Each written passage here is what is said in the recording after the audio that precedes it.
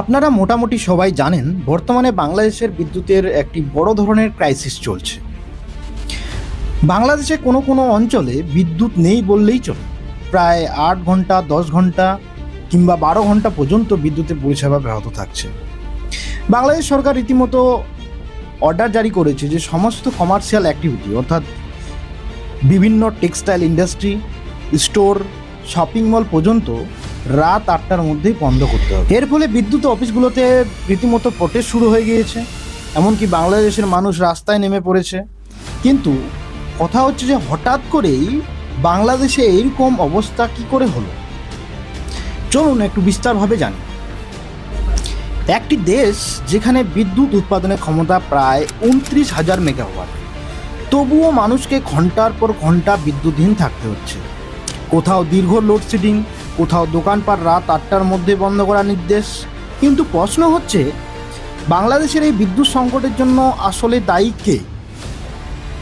জ্বালানির ঘাটতি, না গ্যাসের সংকট, নাকি ভারতের উপর অতিরিক্ত নির্ভরতা? আর এই সংকটে ভারতের ভূমিকা ঠিক কতটা? বাংলাদেশের বর্তমানের বিদ্যুৎ সংকট হঠাৎ একদিনেই তৈরি হয়নি। সাম্প্রতিক সময়ে বিদ্যুতের চাহিদা বাড়ার সঙ্গে সঙ্গে উৎপাদনের জন্য প্রয়োজনীয় জ্বালানি সরবরাহ বড় সমস্যা তৈরি হয়েছে। এক পর্যায়ে দেশের বিদ্যুৎ চাহিদা ছিল প্রায় 16,000 মেগাওয়াটের বেশি, কিন্তু সরবরাহ ছিল প্রায় 12,500 মেগাওয়াট। অর্থাৎ উৎপাদনের ক্ষমতা থাকার সত্ত্বেও বাস্তবে সেই ক্ষমতার বড় অংশই ব্যবহার করা যাচ্ছিল না। কারণ বিদ্যুৎ কেন্দ্র আছে, কিন্তু বিদ্যুৎ কেন্দ্র চালানোর মতো পর্যাপ্ত জ্বালানি নেই। বাংলাদেশে বিদ্যুৎ উৎপাদনের ক্ষেত্রে গ্যাস অত্যন্ত গুরুত্বপূর্ণ, কিন্তু বর্তমানে দেশের গ্যাস সরবরাহের চাহিদার তুলনায় অনেক কম। সাম্প্রতিক হিসাবে দৈনন্দিন গ্যাসের চাহিদা প্রায় 3,800 মিলিয়ন ঘনফুট হলেও সরবরাহ প্রায় 2,100 মিলিয়ন ঘনফুটের কাছাকাছি নেমে এসেছে। ফলে অনেক গ্যাস ভিত্তিক বিদ্যুৎ কেন্দ্র পূর্ণ ক্ষমতায় চালানো সম্ভব হচ্ছে না। আর এর সঙ্গে যোগ রয়েছে এলএনজি সরবরাহের সমস্যা। জুলাই মাসে একটি এলএনজি টার্মিনালের দুর্ঘটনার পর গ্যাস সরবরাহে বড় ধাক্কা লাগে। পরিস্থিতি আরও কঠিন হয়েছে খারাপ আবহাওয়া এবং আন্তর্জাতিক জ্বালানি বাজারের অস্থিরতার কারণে।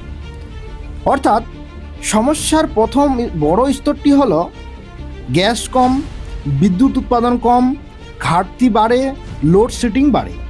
শুধু গ্যাস নয়, কিছু কয়লা ভিত্তিক এবং তরল জ্বালানি নির্ভর বিদ্যুৎ কেন্দ্র জ্বালানির সংকটের মুখে পড়েছে। সাম্প্রতিক এক প্রতিবেদনে বলা হয়েছে 143টি বিদ্যুৎ উৎপাদনের ইউনিটের মধ্যে অন্তত 62টি কোনো না কোনো ধরনের জ্বালানি সংকটে ছিল। অর্থাৎ বাংলাদেশের সমস্যাটি শুধু বিদ্যুৎ কেন্দ্রের সংখ্যা নয়, সমস্যা হলো বিদ্যুৎ কেন্দ্রগুলোকে পূর্ণ ক্ষমতায় চালানোর জন্য যে প্রয়োজনীয় জ্বালানি সব সময় পাওয়া যাচ্ছে না। এখন প্রশ্ন হলো, ভারত কি এই সংকটের জন্য দায়ী? এর উত্তর একটু জটিল। বাংলাদেশ ভারত থেকে বিদ্যুৎ আমদানি করে, এর মধ্যেই ভারতের আদানি পাওয়ার ঝাড়খণ্ডের গোড্ডা বিদ্যুৎ কেন্দ্রে একটি গুরুত্বপূর্ণ উৎস। এই কেন্দ্রের মোট ক্ষমতা 1,600 মেগাওয়াট।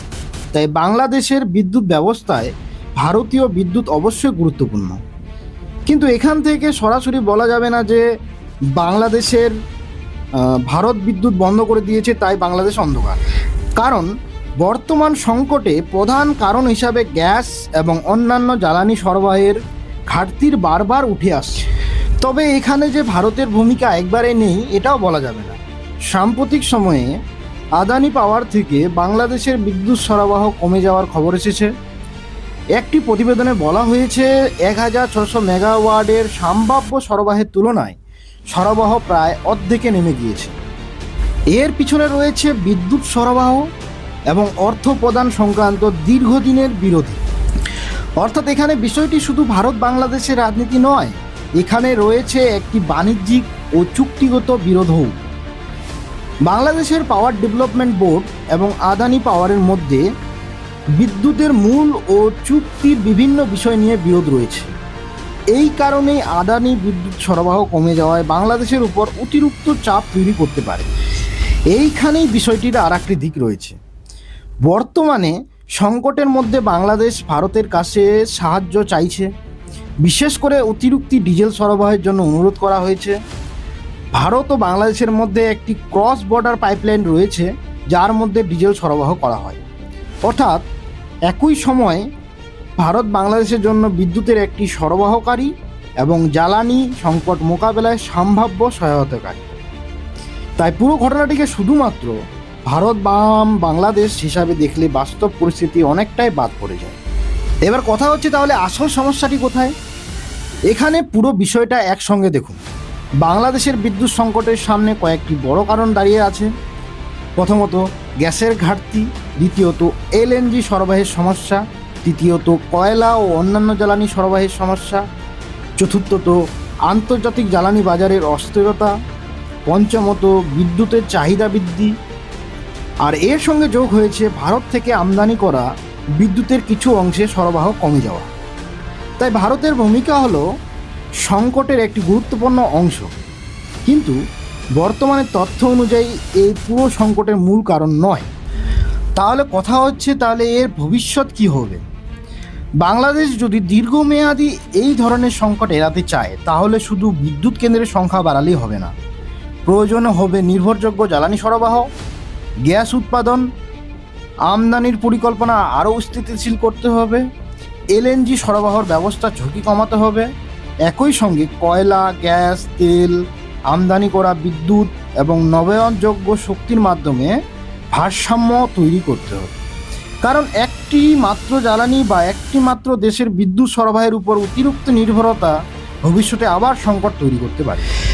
তাহলে শেষ প্রশ্নের উত্তর কি? বাংলাদেশের বর্তমানে বিদ্যুৎ সংকটকে শুধুমাত্র ভারতের তৈরি সংকট বলা ঠিক হবে না। বর্তমানে তথ্য বলছে সংকটের কেন্দ্রে রয়েছে গ্যাস ও এলএনজির ঘাটতি, অন্যান্য জ্বালানি সরবরাহের সমস্যা এবং বিদ্যুতের বাড়তি চাহিদা। তবে ভারতের গুরুত্ব অস্বীকার করার উপায় নেই, কারণ ভারত থেকে আসা বিদ্যুৎ বাংলাদেশের গ্রিডের একটি গুরুত্বপূর্ণ অংশ।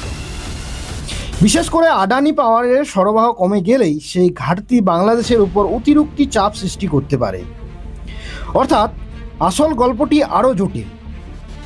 এটি শুধুমাত্র ভারত বাংলাদেশের গল্প নয়, এটি একটি দেশের জ্বালানি নিরাপত্তা, আমদানি নির্ভরতা এবং বিদ্যুৎ চুক্তি এবং ভবিষ্যতের পরিকল্পনার গল্প। আর এই সংকট বাংলাদেশকে হয়তো একটি বড় প্রশ্নের সামনে দাঁড় করিয়ে দিয়েছে। বিদ্যুৎ উৎপাদনের ক্ষমতা থাকলে কি একটি দেশ সত্যি বিদ্যুৎ নিরাপদ? উত্তরটা নির্ভর করবে সেই বিদ্যুৎ কেন্দ্র চালানোর মতো জ্বালানি এবং নির্ভরযোগ্য সরবরাহ ব্যবস্থা দেশটিকে কতটা নিশ্চিত করতে পারে তার উপর। বাংলাদেশের এই বিদ্যুৎ ক্রাইসিস নিয়ে আপনার যদি কোনো মূল্যবান মতামত থাকে, অবশ্যই কমেন্টে জানাবেন। ধন্যবাদ।